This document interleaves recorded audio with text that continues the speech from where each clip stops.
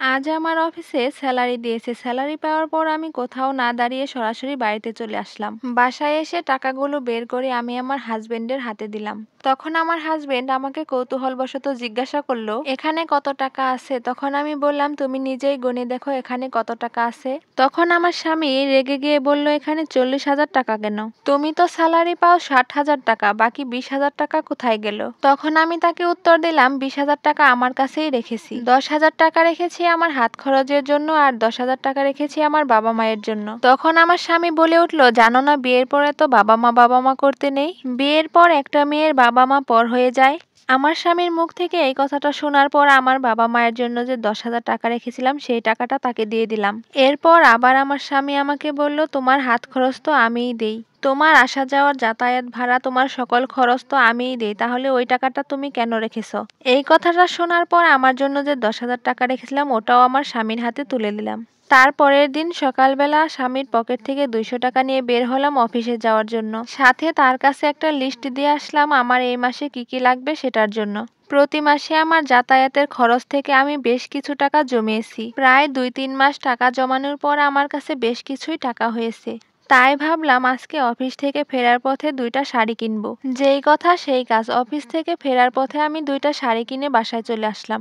বাসায় আসার পর সোজা আমার শাশুড়ির রুমে চলে গেলাম। তারপর তার হাতে 2টা শাড়ি দিলাম। আমার শাশুড়ি শাড়িগুলো দেখে বলল, একই রকমের একই কালারের 2টা শাড়ি কেন? তখন আমি আমার শাশুড়ি মাকে বললাম, একটা আপনার জন্য কিনেছি, আরেকটা আমার মায়ের জন্য কিনেছি।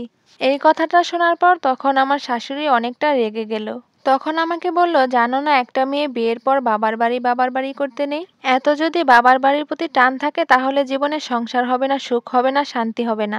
এই কথাটা আমার শাশুড়ির মুখ থেকে শোনার পর আমার অনেকটা খারাপ লাগলো। এই কথাটা শোনার পর আমি অনেকক্ষণ ভাবলাম যে আসলেই কি মেয়েদের বিয়ে হয়ে যাওয়ার পর বাবা মায়ের উপর আর কোনো দায়িত্ব থাকে না?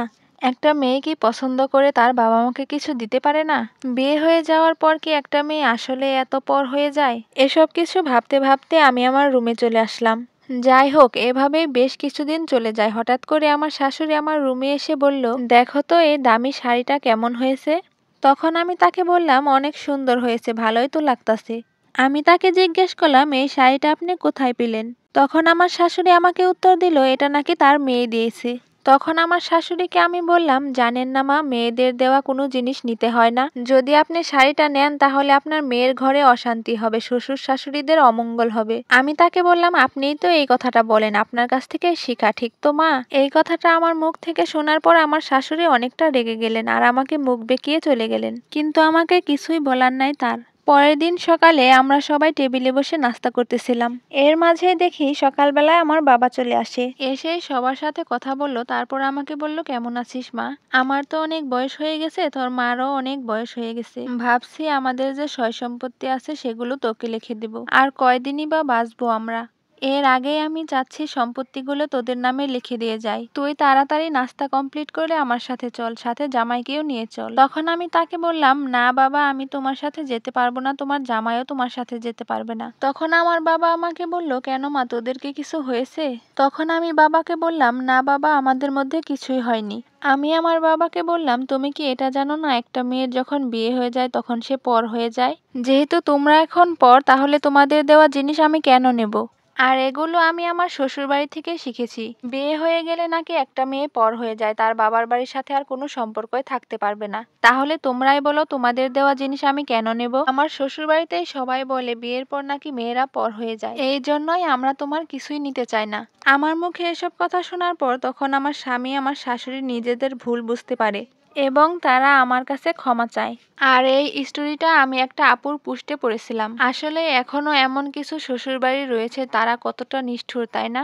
আমাদের সমাজে এখনো এমন শ্বশুরবাড়ি রয়েছে যারা একটা মেয়েকে বিয়ে করে আনার পর মেয়েটার বাবা মার সাথে আর যোগাযোগ রাখতে দেয় না। শ্বশুরবাড়িতে তার স্বামী যত টাকা ইনকাম করুক না কেন বা সে যতই চাকরি করুক না কেন, মন চাইলেও কিন্তু তার বাবা মাকে কিছুই কিনে দিতে পারে না।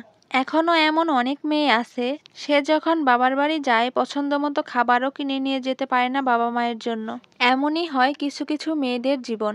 আমার এই স্টোরিটা আপনাদের কাছে কেমন লেগেছে অবশ্যই কিন্তু আমাকে কমেন্ট করে জানাবেন। আর আমার রান্নাগুলো কেমন হয়েছে সেটাও অবশ্যই বলবেন। আমার ভিডিওটি ভালো লাগলে অবশ্যই আমাকে লাইক অ্যান্ড ফলো দিয়ে পাশে থাকবেন। আর আমার আগামী ভিডিওটি আসার আগ পর্যন্ত সবাই সুস্থ থাকবেন, ভালো থাকবেন। আল্লাহ হাফেজ।